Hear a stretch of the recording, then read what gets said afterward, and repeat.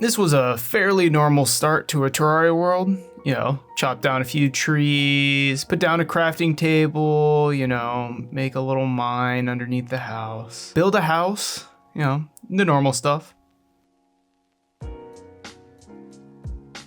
Very quickly, I found it to be nighttime. Looks like I spent a little too long building, but that's no problem. I'll just die a little bit. I tried heading to the underground desert during the middle of the night. Unfortunately, it didn't go too well. I thought this antlion couldn't actually get through this gap right here. Yeah, I was wrong. I then proceeded to perpetually die in the desert. I really should have given up earlier. Deciding to move on to the elevator instead, I randomly stumbled onto my first chest, which had Hermes boots in it. To be expected, you know, but always a great find. I continued on building the house. I wanted it to be a little different than normal, so I built this upper section to add a bit of intrigue.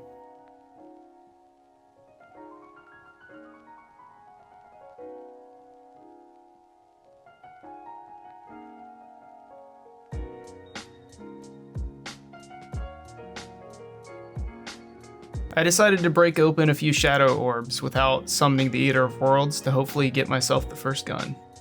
And my first thing had a demonic musket, which was basically the best thing I could have gotten. OBS finally started recording audio correctly, so now you have that back.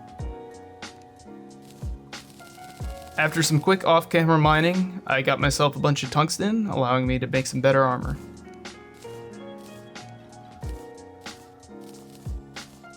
I started building the first arena to prepare fighting for the Eye of Cthulhu. I didn't have the summon yet, but I knew I'd need this eventually. I then proceeded to go fishing for some easy food and some endurance buffs. I decided to test out my gear on the Eater Worlds. This was a terrible decision and it quickly destroyed me.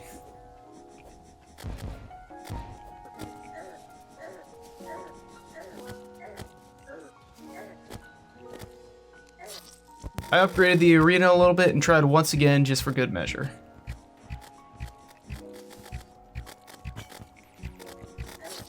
Yeah, I wasn't ready yet. Crossing my vast world, I encountered nothing and got to the ocean. I thought I might be able to find a few chests down here on the left side, but there was nothing to find. The right side of the world didn't have much to see either. I finally completed the elevator and made my way down into the underworld.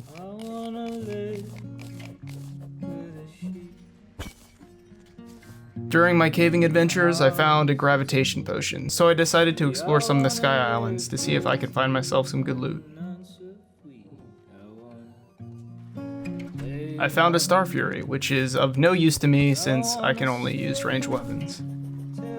Then I found another island in which I found a horseshoe. This was actually a good item to find. I decided to continue my interesting house by adding a very unique cloud section. I then went caving for some more upgrades and life crystals. Thankfully, I found a few things which will help out, and I found a boomstick in the jungle.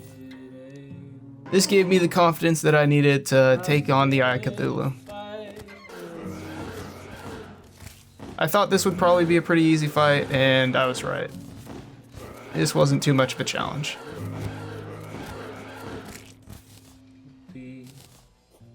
With the buff still active and the confidence from beating the Eye of Cthulhu, I decided to take on the Eater of Worlds again.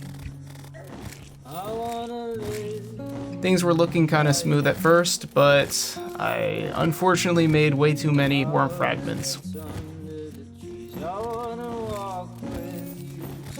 which led to my death. This did not end my suffering though, because once I respawned, I realized there was a goblin army invading.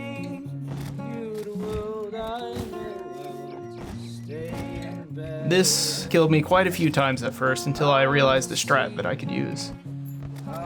I decided to sit up on my Eye of Cthulhu boss fight platform and then just throw bombs down below. This worked really well and I didn't have too many problems afterwards.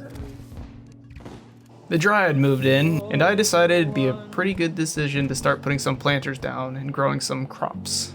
These would be very necessary in the future for making potions. Back to fishing again. I have this little underground area where I set up quite a big amount of water.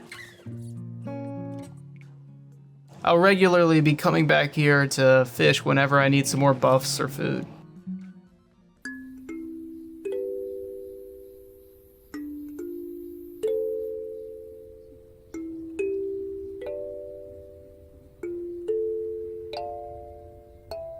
Once again, I tried challenging the Eater of Worlds, but I am yet to learn from my mistake, and I quickly get destroyed again. I've gotten the upgrade of the Demon Bow, but that doesn't really seem to help me. I decided to explore the underground desert some more, finding myself an ancient chisel, which is pretty lucky, and even more so the magic conch. This comes in handy a lot throughout the playthrough, especially since it means I don't need to set up any ocean housing. I finally Goblin Tinkerer down in the underground jungle. It's very useful since I can purchase myself some upgrades and finally start combining items. This allows me to get myself the lightning boots, which is extremely useful. I then take on the Eye of Cthulhu again for a bit of extra money for reforges. And the buffs last longer than I expected, so I decided to try and go take on Skeletron while the night's still active. This doesn't go well since I don't have a boss arena ready yet, so I very quickly get demolished. I decide that I need a boss platform for this guy, so I set one up, and the next night I fight him again. While waiting to fight Skeletron again, King Slime spawns in. I decided to take him down for an easy win. And then shortly thereafter, I fight Skeletron. The only problem I normally have with Skeletrons are the little heads he shoots out after you take down his arms. They give me a bit of trouble at first, but I quickly learn the pattern to them and am able to dodge most of them thereafter. Once you know that, he's pretty easy to take down.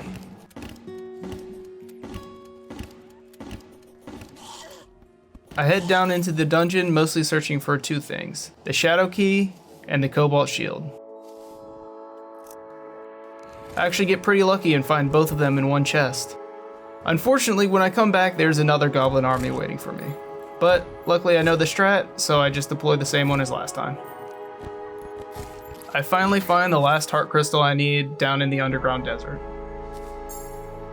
I then proceed to go down to hell to find myself the Hellwing Bow. I only have to search through a few chests before I find it.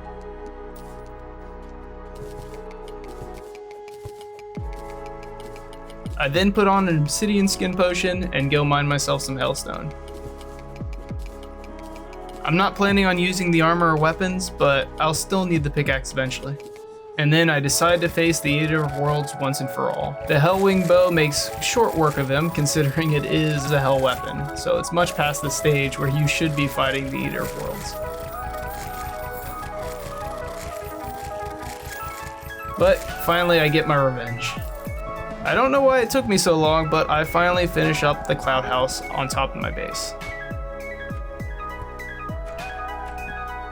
I go down to hell to prepare an arena for fighting the Wall of Flesh. I normally use planter boxes because they make it a lot easier. You don't have to worry about lava since it passes right through the boxes. And it's not too expensive, especially if you have a little bit of money. I summon up the Wall of Flesh and get to fighting.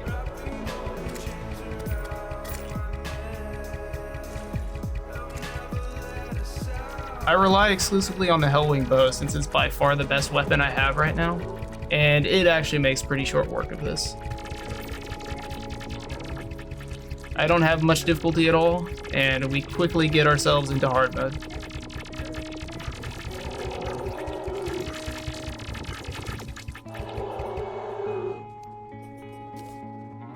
I get pretty lucky with the Wall of Flesh drops since I get both the Ranger Emblem and the Clockwork Assault Rifle, giving me a good start to hard mode.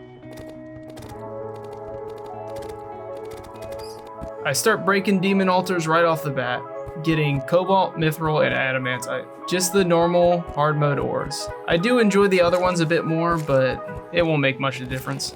I begin the mining grind, and start making my way through the different tiers. Starting with Cobalt, I quickly get myself a Cobalt pickaxe, then move on to Mithril and get myself the Mithril pickaxe, and then finally I get myself Adamantite. I make myself a set of Cobalt gear to help with killing the hard mode mobs, and then afterwards I move right on to Adamantite. Realizing what I need most right now is a pair of hard mode wings, I head up into the sky and quickly find myself fighting the first wyvern. I think that it might be a little difficult, but the Hellwing bow actually completely shreds this. Right now I'm a little undecided on what wings I'm going to start with. I hate getting the normal demon, angel, or harpy wings, so I want to try getting something else first. I then head to the desert to try and farm out the dark shards to make myself the Onyx Blaster. This is one of the best early hard mode weapons, and it's pretty easy to obtain. I then head down into the underground corruption so I can finally get the Souls of Night to craft it.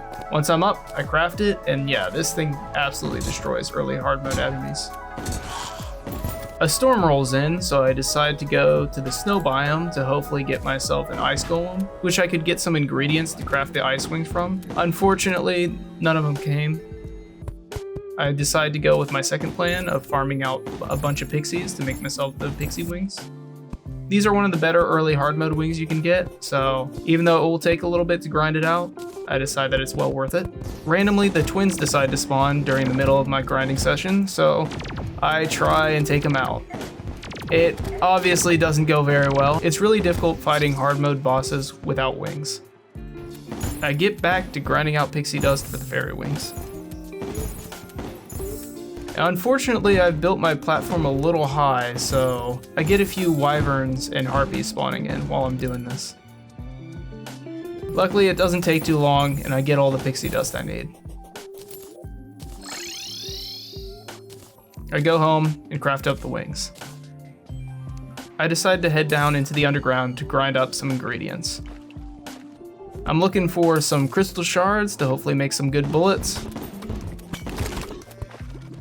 some souls of light for a few items I have in mind, hopefully a few gelatin crystals to spawn the queen slime.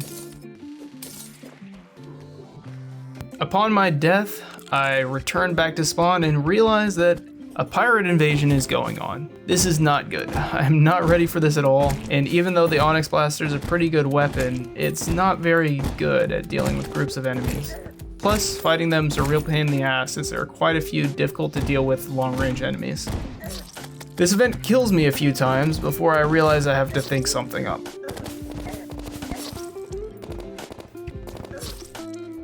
I decide to dig a hole under my house and just let them pile up and let the Onyx Blaster's explosion deal all the damage I need to. I don't know how to deal with the ghost though, so they still kill me a bit. I don't know why this happened, but the pirate ships somehow get stuck on my house, allowing me to kill them pretty easily. This allows me to get their rewards without too much struggling. I sell off all the extra items I get and find out I actually got a coin gun randomly from one of the enemies, which I thought I might use considering this is a ranger playthrough, but I don't have enough money. I'd go broke. I barely have enough money to just like buy the things I need with the extra cash I got from that event. I finally discover the underground shimmer for the first time. I use this to convert a heart crystal into the Aegis heart, I believe. I don't know. And this allows me to have a bit of extra regen. This will be pretty helpful. I finally take on Queen Bee since there's a spawn right next to the shimmer. Yeah, that was pretty easy, which you might have expected. I then expand my little fishing pool once again to hopefully get myself some better rates. I decide to try my luck against the Destroyer. I don't have the best weapons for fighting it, but I thought that it still might be possible. Unfortunately, I'm pretty wrong on that account. Having a weapon which can't really deal with both the Destroyer and the probes at the same time makes this fight a little too difficult.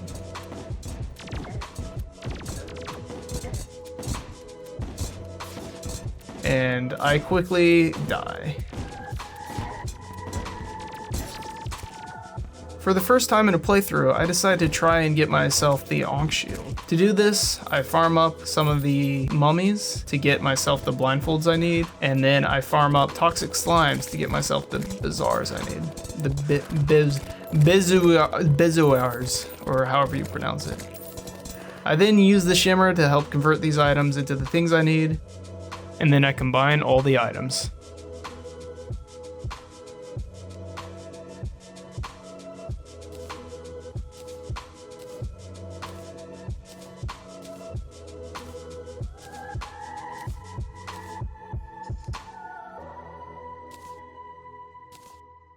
Finally, I have the Ankh Shield. I think this is my first time actually getting this. I normally find it way too difficult and tedious to collect all the ingredients to make the Ankh Shield, but I felt it'd be helpful, and with the shimmer, it's not that bad to get anymore. Unfortunately, after I craft it, I realized I need a better reforge. I'm going for warding on everything since I really like having more defense. I think it helps a lot with survivability. I use all of my money here. Thank you, Goblin Tinkerer, and it makes me realize that I need a lot more money. I decided to set up a house in the hall for future use. I want to be able to buy food from the party girl through the pig pinata method. I don't fucking know what they're called, I'll be honest. So to do that, I really need to get them at their cheapest value, so I need to get her happiness maxed out. I don't have the party girl yet, but in the future I plan to be doing this. Seeking solutions to my monetary problems, I decide to head over to the shimmer to change my lucky coin that I'd gotten from the pirate event to a credit card to cheapen prices from NPCs. Unfortunately, I mess up and fall way deep underground, kind of ruining that plan, so I have to head straight back. This doesn't really help very much since I still don't have money. It just makes it cheaper in the future, I guess. I decided to try my luck against Queen Slime. I have historically had a lot of difficulty facing this boss, but I was hoping this time might be different. I hate all of her goddamn projectiles and all of the extra enemies. Eventually they lead to my death, slowly but surely. I head my way down to the underground hollow to try and get my hands on some Souls of Light. I'm hunting for the Dayless Stormbow, and to get this I thought I'd need to summon a few hollowed mimics myself, thus the reason I need the Souls of Light. I get actually pretty lucky and find myself a hollowed mimic while I'm down there, which actually in fact does drop the Dayless Stormbow. Going back to the tried and true method, I grab up all of my buffs and craft up a ton of holy arrows to take on the destroyer.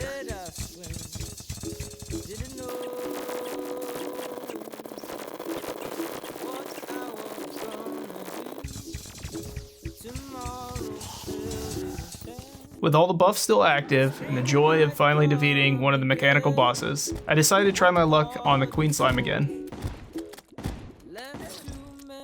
I decided to finally make a mob farm. I'd been putting this off since I knew it would take a lot of time and I kind of wanted to do this playthrough pretty quickly, but there's really no solution anymore. I don't have any other good way of getting money, and this will just solve a lot of future problems. During the middle of building, the twins decide to spawn, and I decide to try my luck.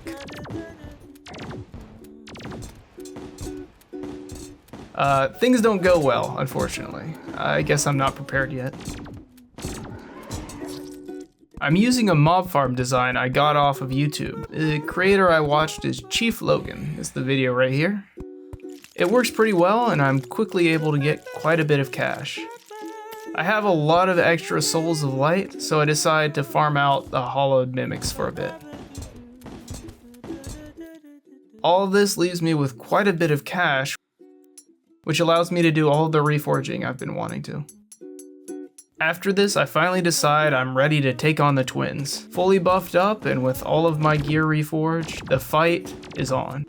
The problem is, the twins are one of the bosses I have the most difficulty with. The fact there are two of them and I normally choose to go with squishier classes with more glass cannon builds means that I get hit a few times too many, and the amount of damage they deal is just a bit too much for me. But this fight I find pretty easy. The dodging is not too bad, and with all of the extra defense I have, I don't take that much damage.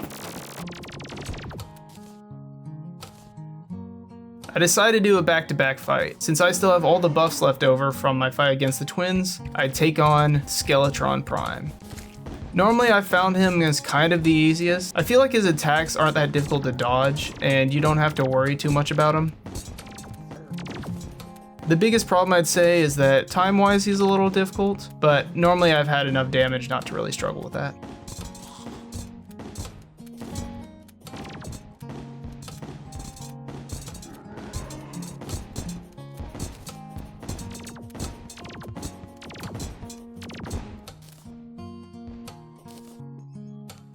Afterwards, I make myself the mechanical minecart, as well as full hollowed set.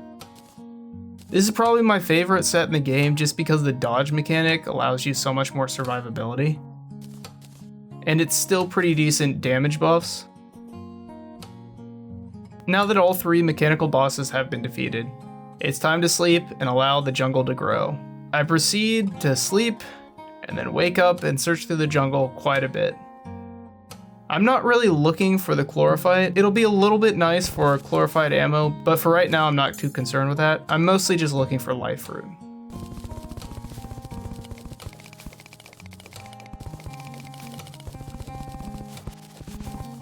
The party girl finally spawns in, so I decide to put my plan to action. I put her in the hollowed with max happiness and then buy all of the pig granadas I need. This actually gives me a good supply of ammo and food, which I'll need for the rest of the playthrough. I then decide that my current weapons really aren't good enough, so I decide to get the Mega Shark. I know people use this basically every playthrough, but it's just so good. I then get to work expanding an arena in the jungle to help with my fight against Plantera. I also make sure I build myself some housing to help decrease spawn rates. This will help with both the building and with the actual boss fight itself. After a long time farming, I find the final life fruit I need, finally hitting 500 max HP. I head back home and get all the buffs I need for the fight. Normally I struggle a little bit with Plantera, especially her second phase, so I need everything I can get. I break the bulb, start the fight. My main weapon's just gonna be the Mega Shark. I don't really have anything else that compares in DPS with it, so I'll be using it pretty much the entire fight. The first phase goes extremely easily like normal. I'm able to easily avoid most of her projectiles, and having the Mega Shark with the chlorophyte bullets means I don't even have to concern myself with aiming. Unfortunately, the second phase is a little bit more difficult, especially since chlorophyte bullets are pretty much a hindrance. They'll almost always focus her little minions around her, which makes it difficult to do damage. So I decided to quickly swap into my crystal bullets, which will actually deal a good amount of damage to both her and her minions. Realizing the fight's not going all that well, I head for the Ozdigoth tunnel. You can't have a Terraria playthrough without mentioning it nowadays. It works better than I expected. I've only used this strategy like once before, but it is very helpful. I get pretty far down the tunnel, and I'm a little worried that I may not be able to kill her in time, but right on the edge, I'm able to do it. I get very lucky and actually get the Venus Magnum, which was the weapon I was hoping for. This is a pretty big damage buff. I then head straight to the temple, opening it up and going for Golem. The enemies in here aren't that difficult, especially with chlorophyte bullets. The knockback's pretty good and the damage is excellent. I make easy work of the temple. I decided to set up a little arena inside the boss room and chop down all the traps to make it easier. Normally I struggle a little bit with Golem. Everyone else says that is really easy, but I struggle quite a bit with dodging, especially the lasers normally. But this time, actually the first phase is what I struggle with. I have difficulty dodging the hands in this small room that I'm set up in. The second phase actually goes pretty well. I'm able to dodge the lasers with pretty good consistency, and all of the extra dodging mechanics I have means that I'm hit very few times. I kill the boss, not really wanting any of the drops, and I move on to the next stage.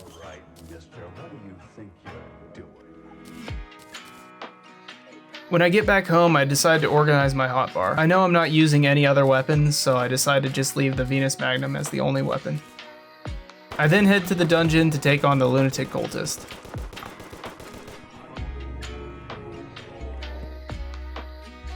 The fight goes pretty easily. Normally I don't struggle too much with the boss, since the biggest difficulty is whenever you accidentally hit his clones, but if you don't do that, there's really no issues with it. I quickly defeat the lunatic cultist and then immediately get shredded by the vortex pillar. I hate the enemies here, but goddamn do I love the weapons, so I'm definitely taking on this one first. Luckily I have a strat to take the enemies away from the pillar and just take on the respawning ones. In the middle of this, I decide to swap bullets to the nanite bullets because they confuse the enemies a bit and they also bounce off the wall and kind of do tracking. Mostly it's just because I'm running out of chlorophyte bullets though. These things are a little bit difficult to come by and I can actually buy the nanite bullets. After defeating the pillar, I head back and craft myself the vortex beater. This is one of the best weapons in the game. This thing shreds, has the homing missile, and honestly I think I might like it more than the SDMG.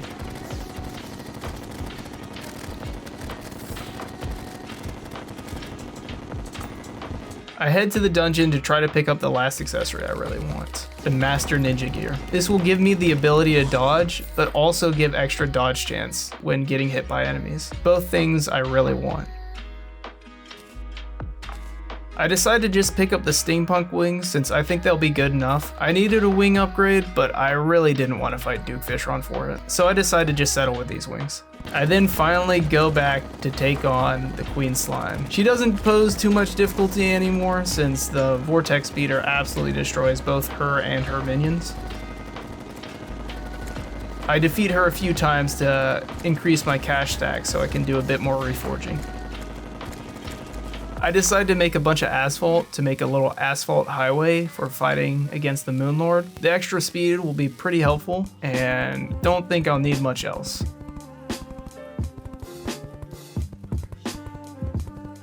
During the middle of building, I get entangled with the solar pillar. This thing's a real pain in the ass to build in, like all pillars really are. But I struggle quite a bit and get decimated a few times. I decided to just destroy the pillar to help make building a lot easier. After finishing the bridge, I head to the Nebula pillar to finish off the final pillar to start the Moonlord fight. I die a few times, but it's not that bad.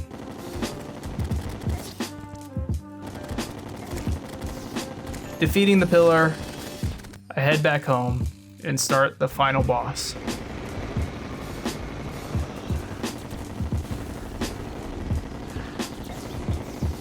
The first fight goes pretty poorly since I can't trust the bridge to be fully there since my platforms are kind of in the way.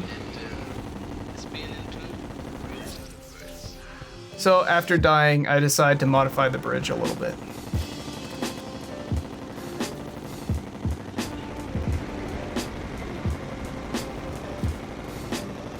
The next fight goes a lot better, and from it I know I can actually defeat the boss without really any changes to the strategy. I just need to play a little better. So then I head into the final fight. If I don't kill it here, I'll have to do the pillars again to get some more summons.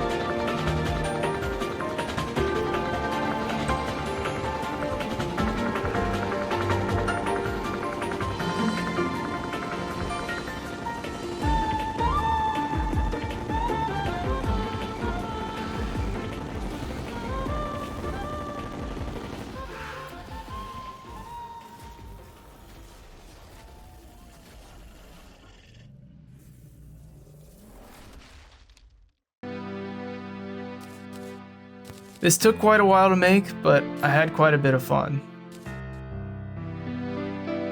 Honestly, I thought I was going to do this a lot quicker, and I spent a lot more time in the world and building things than I expected I would. And I got a little attached.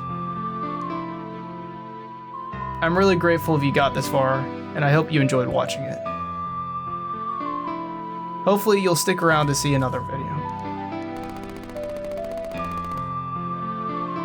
I'll see you next time.